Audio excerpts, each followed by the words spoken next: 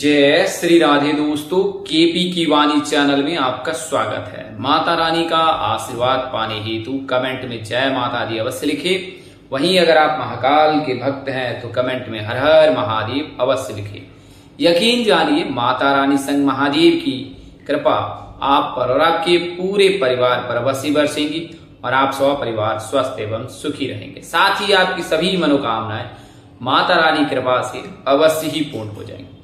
दोस्तों, आज की वीडियो में आपको विशेष जानकारी देने जा रहा हूं और यह विशेष जानकारी वेस्टर्न एस्ट्रोलॉजी के आधार पर जिन राशि के जातक के जून 30 तक विवाह के योग हैं उसकी जानकारी दूंगा। जी हाँ दोस्तों, अब में से कई ऐसे जातक हैं जिन्होंने कमेंट कर और फोन के जरिए भी यह जानकारी देकर अनुरोध किया है कि वो वेस्टर्न एस्ट्रोलॉजी के आधार पर यह जानना चाहते हैं या चाहती हैं कि विवाह के प्रेडिक्शंस क्या है। तो आज के इस वीडियो में आपको, इस खास वीडियो के माध्यम से आपको वेस्टर्न एस्ट्रोलॉजी के आधार पर आपको यह बताऊंगा कि जून 30 तक जिन 5 भाग्यशाली राशि के जातक के विवाह के योग हैं, उनके लिए रिश्ते आने के, रिश्ते तय होने के योग हैं, उसकी जानकारी दूंगा। और यह वेस्टर्न एस्ट्रोलॉजी बहुत सटीक भी बैठती है उन जातकों पर जिनको अपना जन्म वर्ष ज्ञात नहीं है। तो आप में से कई ऐसे जातक हैं जिन्हें अपना जन्म वर्ष ज्ञात नहीं है, उनके लिए वीडियो बेहद खास रहने वाला है। आपको पूरी जानकारी दूंगा वेस्टर्न एस्ट्रोलॉजी किस प्रकार से कार्य करती है और वेस्टर्न एस्ट्रोलॉजी के हिसाब से आपके जोडिक साइन क्या हो सकते हैं।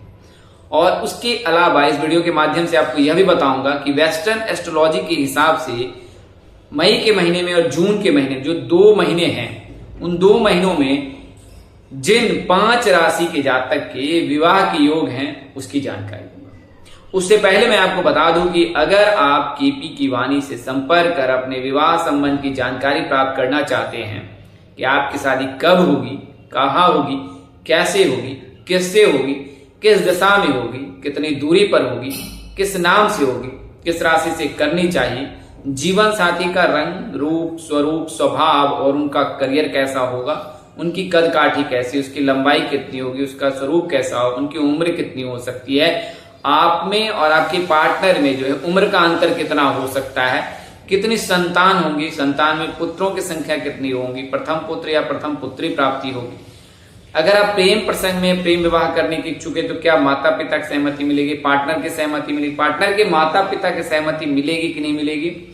इसके अलावा किस नक्षत्र में आपका जन्म हुआ है, उस नक्षत्र से आपके जीवन चरित्र पर किस प्रकार का प्रभाव पड़ सकता है, आप में क्या क्या अनुकूलता हो सकती है, आपकी सेहत किस प्रकार से रह सकती है उस नक्षत्र के भविष्य से। और इसके अलावा आपका करियर कैसा रह सकता है, आप करियर में क्या उत्तम कर सकते हैं, आपके लिए करियर या कारोबार क्या बेहतर है। तो ये तमाम तरह की जो जानकारी है अब आप केपी की वाणी से विवाह कुंडली के जरिए जान सकते हैं। इसके लिए आप जो है नंबर डिस्क्रिप्शन बॉक्स में भी दिए गए हैं और स्क्रीन पर भी दिए गए हैं, तो आप वहां से नोट कर सकते हैं। वैसे मैं आपको बता देता हूं 8521835670। तो इस नंबर पर आप फोन कॉल के जरिए, व्हाट्सएप कॉल के जरिए, व्हाट्सएप संदेश के जरिए, सामान्य संदेश के जरिए संपर्क कर सकते हैं और आप अपने विवाह की पूरी जानकारी प्राप्त कर सकते हैं। वहीं अगर आप अपने बच्चे की जन्म कुंडली बनवाना चाहते हैं, बच्चे का भविष्य जानना चाहते हैं, बच्चे के करियर कारोबार की जानकारी प्राप्त करना चाहते हैं, बच्चे की सेहत की जानकारी प्राप्त करना चाहते हैं, बच्चे का कब भाग्योदय होगा और किस महादशा में उसका जन्म हुआ है और किन किन महादशाओं में जातक के लिए जो है, यानी बच्चे के लिए जो भविष्य बहुत ही उत्तम रहेगा, सभी प्रकार के नाना सुख जो है उन्हें भौतिक प्राप्त होंगे। अगर आप अपना भविष्य जानना चाहते हैं तो भी आप संपर्क कर सकते हैं। वहीं ऐसे जातक जिनकी शादी तय हो रही, उन्हें मैं सलाह दूंगा कि आप अपनी कुंडली मिलान अवश्य करा लें। अगर आप कुंडली मिलान कराने में अनदेखी करते हैं तो यकीनन आपको विवाह के पश्चाताप करना होगा, यानी विवाह के बाद आपको पश्चाताप ही रहेगा, क्योंकि कुंडली मिलान में कई प्रकार के दोष लगते हैं। उन दोषों को अगर आप बारीकी से विचार नहीं कराते हैं तो फिर आपको परेशानी हो सकती है। तो आपका यह कार्य सर्वप्रथम शीर्ष पर रहना चाहिए कि आप अपने विवाह की कुंडली मिलान करें। वहीं अगर आप दूसरे विवाह के इच्छुक हैं, दूसरा विवाह करना चाहते हैं तो भी आप संपर्क कर यह जानकारी ज्ञात कर सकते हैं कि आपकी दूसरी शादी कब तक हो सकती है। तो यह जानकारी मैंने प्राथमिक दी है उन जातकों के लिए जो विवाह संबंध की जानकारी प्राप्त करना चाहते हैं, जो परेशान हैं। मामूली शुल्क पर जो है आपको पूरी जानकारी दी जाएगी। आइए अब वीडियो प्रारंभ करते हैं बिना समय गवाए। तो सबसे पहले मैं आपको बता दूं कि आज का जो वीडियो है, आज के एपिसोड में मैं आपको वेस्टर्न एस्ट्रोलॉजी के आधार पर आपको यह बताऊंगा कि 5 भाग्यशाली राशि के जातक के मई के महीने में और जून के महीने विवाह के योग। तो वेस्टर्न एस्ट्रोलॉजी होती क्या है, पहले वह जान लेते हैं कि वेस्टर्न एस्ट्रोलॉजी कैसे काम करता है।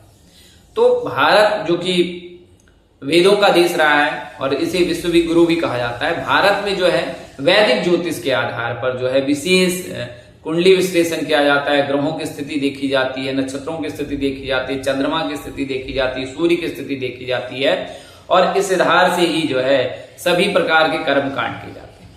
अब इसे आसान शब्दों में आपको बताऊं कि सूर्य जो है वो 30 दिनों तक एक राशि में रहते हैं और फिर राशि परिवर्तन करते हैं, और जिस दिन सूर्य राशि परिवर्तन कर दे उस तिथि पर संक्रांति मनाई जाती है, जैसा कि मकर संक्रांति हो, मीन संक्रांति हो, कर्क संक्रांति हो, सिंह संक्रांति हो। और जब धनु संक्रांति मनाई जाती है, मीन संक्रांति मनाई जाती है, उस तिथि पर जो है खरमास लग जाता है। तो सूर्य से ही गणना की जाती है। इसके अलावा चंद्रमा हर 2 दिनों पर राशि परिवर्तन करते हैं और चंद्रमा के चलते ही जातक की राशि ज्ञात होती है। आसान शब्दों में कहे कि अगर किसी बालक का जन्म किसी दिन होता है और चंद्रमा उस दिन जो है मेष राशि में विराजमान रहते हैं तो जातक की राशि मेष हो जाएगी। यानी कि जातक का जो नाम अक्षर होगा वो अ से हो सकता है, ल से हो सकता है, ई से हो सकता है। नक्षत्र जो चरण है उसमें ये मात्राएं बदलेंगी, आ हो सकता है, ई हो सकता है, ऐसा हो सकता है, बट नाम अक्षर जो है अ, ल, ई से ही होता है। अब बात करते हैं कि ये चंद्र जो है, चंद्रमा 2.25 दिनों पर राशि परिवर्तन करते हैं, तो इसके आधार पर भी गणना की जाती है। नक्षत्र हर प्रतिदिन जो है 2 नक्षत्र जो है अपने स्थिति को बदलते हैं, तो इसके आधार पर यह बच्चे का भविष्य निर्धारित होता है कि बच्चा क्या करेगा, करियर में उत्तम रहेगा, कारोबार करेगा, प्रेम प्रसंग में या प्रेम विवाह करने में सफल होगा या अरेंज मैरिज होगी। तो ये नाना प्रकार की जो जानकारी है उससे निकाली जाती है। अब बात करते हैं कि वेस्टर्न एस्ट्रोलॉजी किस प्रकार काम करता है। तो हमारे यहाँ जो है मून साइन यानी कि वैदिक ज्योतिष में जो है चंद्र राशि देखी जाती है और उसके आधार पर ही जो है लग्न चार्ट जो है प्रथम भाव से द्वादश भाव के मध्य जो ग्रहों की स्थिति है उसका विश्लेषण किया जाता है।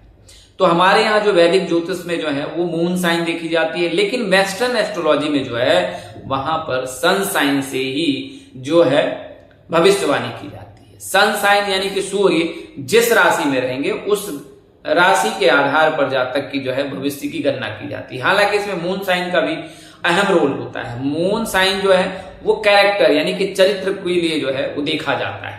वहीं लग्न जो है यानी कि असेंडेंट होता है, फर्स्ट हाउस जो होता है जिसे पहला घर कहते हैं, उस भाव से जो है यह जानकारी ज्ञात की जाती है कि जातक का चरित्र कैसा हो सकता है। वहीं मून साइन से उसकी मानसिकता, साइकोलॉजिकल जो है उसकी जानकारी ज्ञात की जाती है। अब सन साइन जो है, सन साइन यानी कि सूर्य अगर मेष राशि में है तो जातक की राशि मेष हो जाएगी, और फिर सूर्य वृषभ में है तो वृषभ हो जाएगी। लेकिन भारतीय पंचांग से जो है ये बहुत डिफरेंट होता है। जो सौर वर्ष है अपने यहाँ पर सौर वर्ष चैत्र मास से प्रारंभ होता है। चैत्र माह के शुक्ल प्रतिपदा तिथि से जो है वो विक्रम संवत शुरू होता है और चैत्र माह के कृष्ण पक्ष के प्रथम तिथि से जो है शक संवत प्रारंभ होता है। तो 15 दिनों का अंतर है। लेकिन जो सूर्य की जो परिक्रमा है उसमें वेस्टर्न एस्ट्रोलॉजी और अपनी एस्ट्रोलॉजी उसमें बहुत अंतर है। अब यह अंतर ऐसे है कि जब आप अगर कैलेंडर को, पंचांग को देखेंगे तो सूर्य जब मीन राशि में गोचर करते हैं उस समय में जो है वेस्टर्न एस्ट्रोलॉजी के हिसाब से सूर्य जो है वो मेष राशि में गोचर कर जाते हैं, और इस वजह से जो सौर वर्ष जब मेष राशि में सूर्य देव रहते हैं तो उस समय से फिर सौर वर्ष प्रारंभ होता है और इसी के आधार पर राशि ज्ञात की जाती है। तो सौर वर्ष वेस्टर्न एस्ट्रोलॉजी के हिसाब से कब शुरू होता है तो वो 21 मार्च को शुरू होता है। 21 मार्च से सौर वर्ष शुरू होता है, यानी कि उस दिन जो है आत्मा के कारक, पिता के कारक जो है सूर्य देव मेष राशि में गोचर करते हैं। और 21 मार्च से लेकर 20 अप्रैल तक जिन जातकों का जन्म होता है उनकी राशि निर्धारित हो जाती है कि इनकी राशि मेष होगी। इसी प्रकार से फिर अप्रैल से लेकर मई के 20 मई तक जो है उस दौरान जो जिन जातकों का जन्म होगा उनकी राशि वृषभ होगी।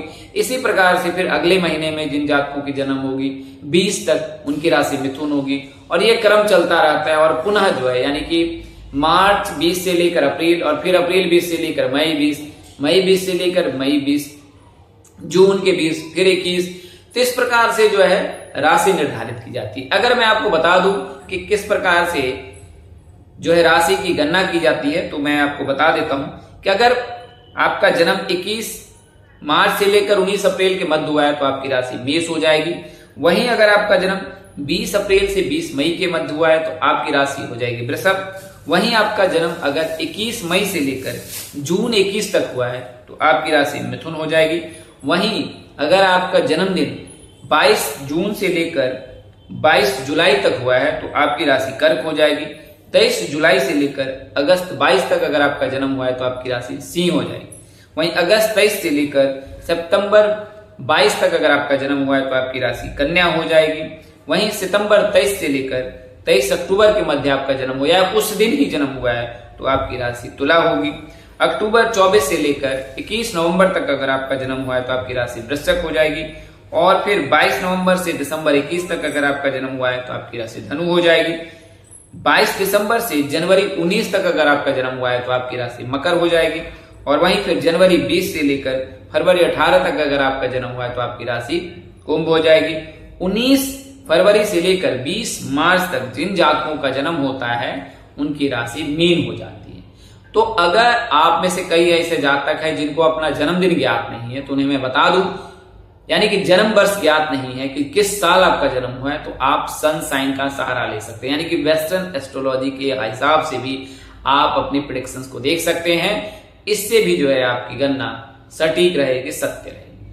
तो वेस्टर्न एस्ट्रोलॉजी मैंने आपको बता दिया सन साइन पे कार्य करती है, और अपने यहाँ की जो इंडियन एस्ट्रोलॉजी यानी कि वैदिक ज्योतिष जो है वो मून साइन पर कार्य करती है। मून साइन में यानी कि मून जो है जिस राशि में चंद्रमा रहते हैं तो उससे उसकी राशि निर्धारित होती है। और वेस्टर्न में जो है सन जिस राशि में रहता है तो जिस तारीख पर उसके आधार पर जो है उसकी राशि ज्ञात की जाती है।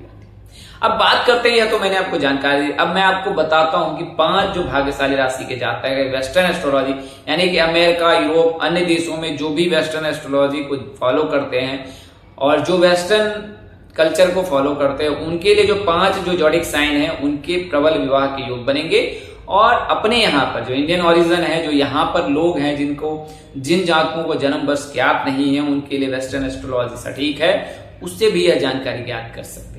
तो वर्तमान समय में जो है जुपिटर जो विवाह के कारक होते हैं, चाहे वैदिक ज्योतिष से देखिए या फिर आप वेस्टर्न एस्ट्रोलॉजी से देखिए, तो जो जुपिटर यानी कि गुरु वर्तमान समय में अगर आप वैदिक ज्योतिष से देखोगे तो ये विराजमान है मिथुन राशि में। लेकिन एक ऑर्डर जो वो आगे है वेस्टर्न एस्ट्रोलॉजी में, तो वेस्टर्न एस्ट्रोलॉजी में जो करंट सिचुएशन है जुपिटर की, वो जुपिटर वर्तमान में जो है कैंसर में यानी कि कर्क राशि में विराजमान है। और इस राशि में वो 29 जून तक रहेंगे। और इसके अगले दिन यानी कि 30 जून को जो है जुपिटर वो एंटर कर जाएंगे आपके लियो में यानी कि सिंह राशि में। तो वर्तमान समय में यानी कि मई का महीना और जून का महीना जो कर्क राशि यानी कैंसर जो जॉडिक साइन, जिनकी साइन जॉडिक साइन कर्क है यानी कि कैंसर है, उनके लिए प्रबल योग है। तो एक राशि कर्क राशि है। अब बात करते हैं दूसरी राशि की। तो मैंने आपको अन्य वीडियो के माध्यम से तो 11th हाउस को अगर देख रहा है तो 11th हाउस किसके देखें तो वर्गो के। तो वर्गो पीपल के लिए भी जो है ये बेटर टाइम है विवाह के लिए, टू गेटिंग मैरिड। अगर आप शादी करना चाहते हैं तो it will be good for May और June month is auspicious month for your marriage. तो ये 2 मंथ जो है वर्गो पीपल के लिए भी बहुत अच्छा है। इसके अलावा 9th हाउस अगर किसी का देखा जाए तो 9th हाउस किसको देखते हैं, तो अगर हम 11th हाउस में वर्गो पीपल को देखते हैं तो आ जाएगा स्कॉर्पियो। स्कॉर्पियो पीपल हैं, बॉयज हैं, गर्ल हैं, जो भी वेस्टर्न एस्ट्रोलॉजी को फॉलो करते हैं या अपनी इंडिया ओरिजिन में जिनको अपना जन्म वर्ष ज्ञात नहीं है, इवन सन साइन से यानी कि उसके आधार पर यह ज्ञात कर सकते हैं। तो अगर आपका सन साइन जो है स्कॉर्पियो है तो it will be good time आपके लिए, बहुत ही परफेक्ट टाइम है यानी कि May month and June month. And till then 30th June you will get married, यानी कि आपकी शादी होने के प्रबल योग है अगर आप वेस्टर्न एस्ट्रोलॉजी फॉलो करते हैं। तो 9th हाउस यानी जुपिटर जो है स्कॉर्पियो उसके लिए भी, और इसके अलावा वर्गो और कैंसर, इसके अलावा 2 अन्य राशियां भी हैं जिनके लिए एकदम पॉसिबिलिटीज है कि उनकी शादी अवश्य ही होगी। तो वो 2 राशियां कौन कौन सी है? तो वो जो राशियां हैं वो कुछ इस प्रकार से है कि जब 7th हाउस, अब क्या है 9th हाउस स्कॉर्पियो है तो 7th हाउस किसका हो? तो कैप्रिकॉर्न। कैप्रिकॉर्न यानी कि मकर राशि। तो मकर राशि के जे नाम के जो भी जातक है उनके लिए परफेक्ट टाइम है मई का महीना और जून का महीना वेस्टर्न एस्ट्रोलॉजी के हिसाब से।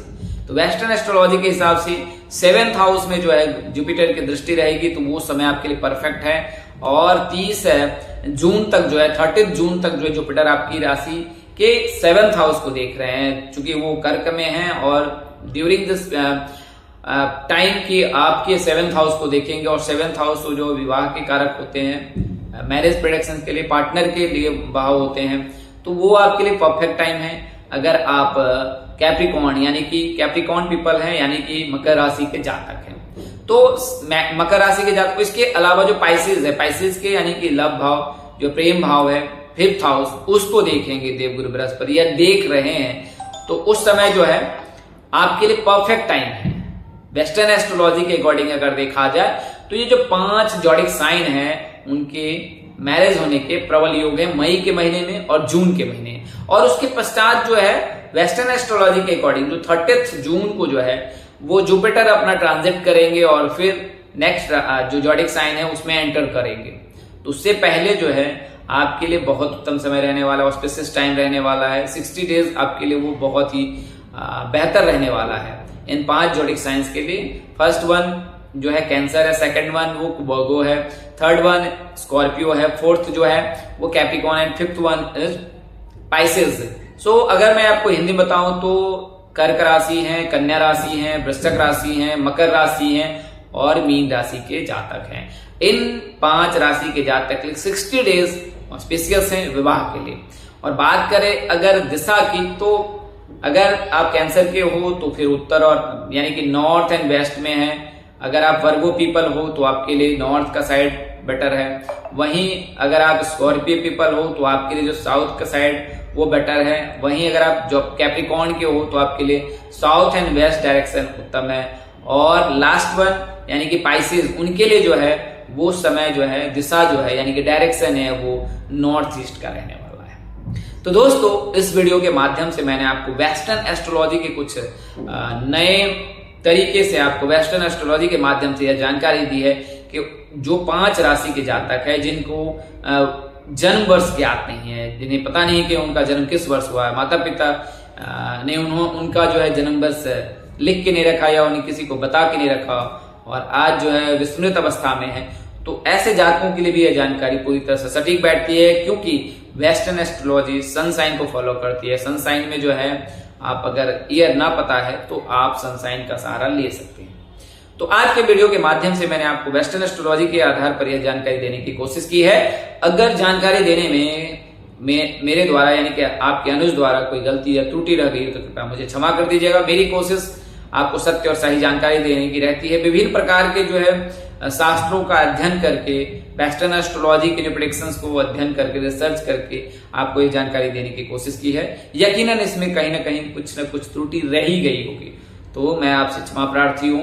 इस प्रकार की अन्य वीडियो देखने के लिए हमारे चैनल के डैशबोर्ड पर प्लेलिस्ट पर जाएं और अपनी राशि अनुसार वीडियो अवश्य देखें।